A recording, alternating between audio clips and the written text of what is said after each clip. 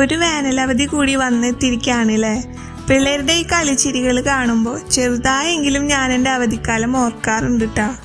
ബാല്യകാലം അത്ര കളർഫുൾ അല്ലെങ്കിലും എനിക്കും ഓർത്തെടുക്കാനുണ്ട് സുഖമുള്ള കുറേ ഓർമ്മകൾ. വീടിനടുത്തുള്ള കൂട്ടുകാരായി അധികമൊന്നും കളിച്ച് നടക്കാൻ പറ്റിയിട്ടില്ലെങ്കിലും കളിച്ച് നടന്നിട്ടുള്ള സമയമൊക്കെ അടിപൊളിയായിരുന്നു. പിന്നീട് എനിക്ക് കളിക്കൂട്ടുകാരായിരുന്നത് വീട്ടിലുണ്ടായിരുന്ന പശുക്കുട്ടിയും വീട്ടിൽ വന്നുകൂടിയ പട്ടിക്കുട്ടിയും ഡസൻ കണക്കിലുള്ള എൻ്റെ പൂച്ചമക്കളും ആയിരുന്നു.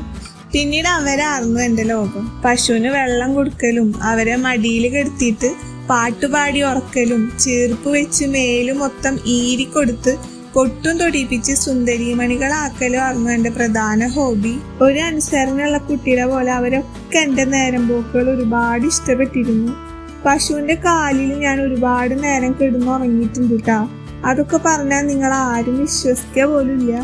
ഒറ്റക്കായ വിഷമൊക്കെ അവരായിട്ടാട്ടാ ഞാൻ പങ്കുവെച്ചിരുന്നേ. പിന്നെ എൻ്റെ നായ്ക്കുട്ടിയുടെ കാര്യം പറയുകയാണെങ്കിൽ അവൻ അധിക നാളൊന്നും ഞങ്ങളുടെ കൂടെ ഉണ്ടായിട്ടില്ല. കാലൊടിഞ്ഞ് എവിടെന്നോ വന്നതാ അവൻ. ഞാൻ ചോറും കൊടുത്ത് ഒടിഞ്ഞ കാല് തൈലം വെച്ച് ഒഴിഞ്ഞും കൊടുത്ത് അവൻ്റെ ഫേവറേറ്റ് പേഴ്സണായിട്ട് മാറി. ഞാൻ വീട്ടിൽ ഒറ്റയ്ക്കാണെങ്കിൽ എവിടെയും പോവാണ്ട് അവൻ എനിക്ക് കാവല് കിടന്നു. വീട്ടുമുറ്റത്തു കൂടി പുറത്തുനിന്നുള്ള ആരെ അവൻ കടത്തി വിടാണ്ടായപ്പോൾ മാന്യന്മാരായിട്ടുള്ള കുറച്ച് ഫ്രണ്ട് വീട്ടുകാർ വിഷം കൊടുത്ത് അവനെ കൊല്ല ചെയ്ത്. ഞാൻ കരഞ്ഞു തീർത്ത ദിവസങ്ങളായിരുന്നു അത്. ഒരുപാട് പ്രസവം എടുത്തിട്ടുള്ള ഒരു പൂച്ച ഡോക്ടർ കൂടിയാണ് കേട്ടാ ഞാൻ.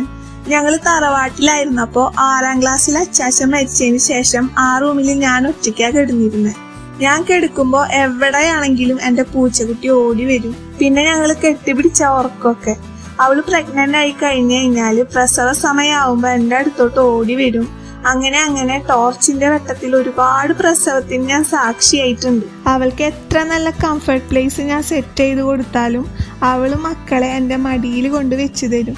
അത്രയും വിശ്വാസമായിരുന്നു അവർക്ക് എന്നെ. അനി സ്മാർട്ട് ഫോൺ ഒന്നും ഇല്ലാത്തതുകൊണ്ട് ഈ മൊമെന്റ്സ് ഒക്കെ എൻ്റെ മനസ്സിന്റെ SD കാർഡിൽ സേഫ് ആയിട്ട് ഇരിപ്പുണ്ട് കേട്ടോ. കുഞ്ഞു വീഡിയോ ഇഷ്ടപ്പെട്ടാൽ ചാനൽ സബ്സ്ക്രൈബ് ചെയ്ത് സപ്പോർട്ട് ചെയ്യാൻ മറക്കല്ലേ.